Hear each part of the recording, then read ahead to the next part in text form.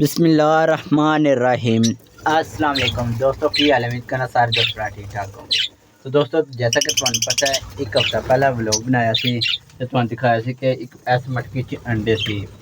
ते आज देखने आ कितनी मटकियों च अंडे और आए ने या नहीं आए। तुहानू सारी लाइव प्रूफ दिखाना। ते इस टाइम मैं ए दे रहा, देख सकते तुसी, ये ड्राप डाल रहे ने, देख सकते तुसी, नाशा पढ़ लो। ते अगर तुसी भी किसी भाई दे जोड़े अंडे ना देंदे होवन या जोड़े ना लगदे होवन ते ए वाले लियाओ ते इंशाअल्लाह 100% रिजल्ट आवेगा। ते आपां डालन लगे हां, फिर दाना पानी डालन लगा ते मैं आख्या चलो दोस्तां नूं दिखा देआं जेह्ड़े भाइयां ते नहीं दे रहे अंडे शंडे, तुसी वेख लो। ते अज आपां चेक करने आं, तकरीबन एक हफ्ता हो गया, हफ्ते बाद ब्लॉग बना लगा फिर इन्हां दे मुतलिक। ते देखने आं मटकियां च अंडे और किन्नियां च आए ने या नहीं आए। तुहानू सारा कुछ दिखाना लाइव प्रूफ।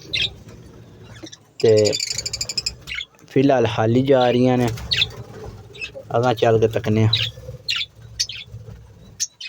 हाली। माशाअल्लाह जी माशाअल्लाह, ए रिजल्ट जी दोस्तों तुम देख सकते हो। लाबर्ड के 2 अंडे आ गए ने, ये मोटे साइज के अंडे ने, ये लाबर्ड के। ते इत्थे मैं देख रहा सी कि ए देखो लाबर्ड कब्जा कर बैठे ने। 2 अंडे रह गए ने, 2 अंडे इन्हें ज़ाया कर दिते ने, थल्ले डिग पे ने। ते बाकी चेक करने और मटकियां कड़ियां च अंडे आए ने, तुहानू सारा दिखाना। तकरीबन साढ़े कोल 15 को जोड़े ने ते असी अज सारी ओ माशाअल्लाह माशाअल्लाह, नहीं तंग करना, माशाअल्लाह रिजल्ट चेक कर लो, अंडे देना स्टार्ट हो गए। ते रूटीन ना दोस्तों मेरे को नहीं है कतरे डालन होए, क्योंकि कतरे मैं थल्ले रखे सी इस वास्ते। ते तकरीबन 2 बारी या 3 बारी सिर्फ हफ्ते विच डाले ने। ते तुसी कोशिश करनी है भाइया ने रोज़ाना डालन दी। ते उस तो बाद तुहानू मैं दस्सां दा दाना कड़ा लियाओ ते डालो। माशाअल्लाह 3 मटकियां च अंडे सानू लभ गए ने अज। ते बाकी मटकियां ये चेक कर रहा मैं, शायद हो सकते और भी किसी मटकी च अंडे होवन। बाकी ये खाली नज़र आ रही ने, ये भी खाली जगह शगह बनाई ने सारियां ने, लेकिन अंडे नहीं हैं। तो वैसे दोस्तों रिजल्ट देख सकते तुसी, सिर्फ 2 तो 3 दफ़ा डालिया ही ते 3 मटकियां च अंडे आ चुके ने।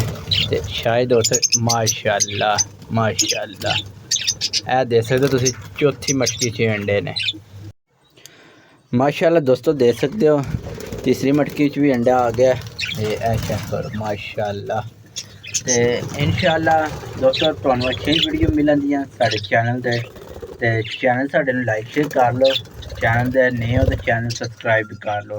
ते ए वाला लाजमी डालो, यकीन करो इन्नी खुशी हुई है अज आया तकरीबन एक हफ्ते बाद अंडे चेक कर।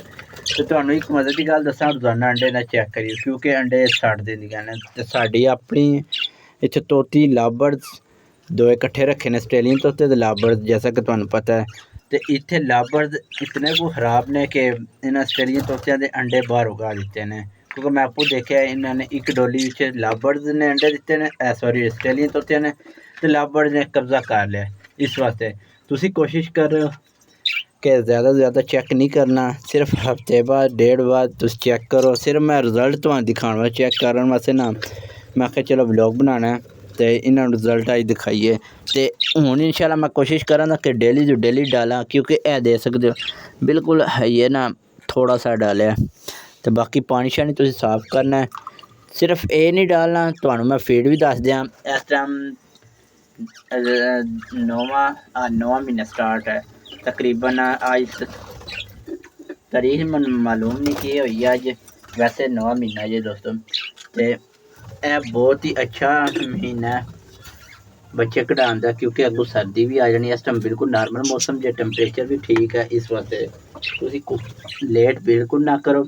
यह फीड लै आवो, दे सकते तुसीं बाजार ते जाओ, बाजार जित्थों दाने वाली दुकान तो ना तुसीं मिक्स कर लो, दे सकते तुसीं। ते आपां डाल रहे हैं ते फीड ज़्यादा थल्ले डिग भी है, देखो डब्बे थल्ले सही है, बाहर मिक्स नहीं होया इस वास्ते। ते ए तुसीं फीड विच मिक्स करके डालो। ज़्यादा फीड इस वास्ते नहीं दोस्तों डाल रहे, गर्म होंदी है ये थोड़ी जी ना, गर्मी भी है इस वास्ते। तो एक साइड ते चाक भी पे है। तो बाकी तुहानू मैं दिखाना डालन लगा ਇਹਦੇ ਵਿੱਚ ਪਾਣੀ ਤੇ ਦਵਾਈ ਡਾਲਨੇ ਆ ਜਿਹੜੀ ਤੁਹਾਨੂੰ ਦਿਖਾ ਲਿਆ ਤੇ ਇਨਸ਼ਾਅੱਲਾ ਦੋਸਤੋ ਕੱਲ ਨੈਕਸਟ ਟਾਈਮ ਕਬੂਤਰਾਂ ਨੂੰ ਵੀ ਨਾ ਅਸੀਂ ਲਾਜ਼ਮੀ जोड़ा में कोई कबूतरा का वो अगे भी डाल के चेक करने कबूतर भी अंडे देंगे ने कि नहीं क्योंकि वो जोड़ा लगे है लेकिन अंडे नहीं मादी दे रही।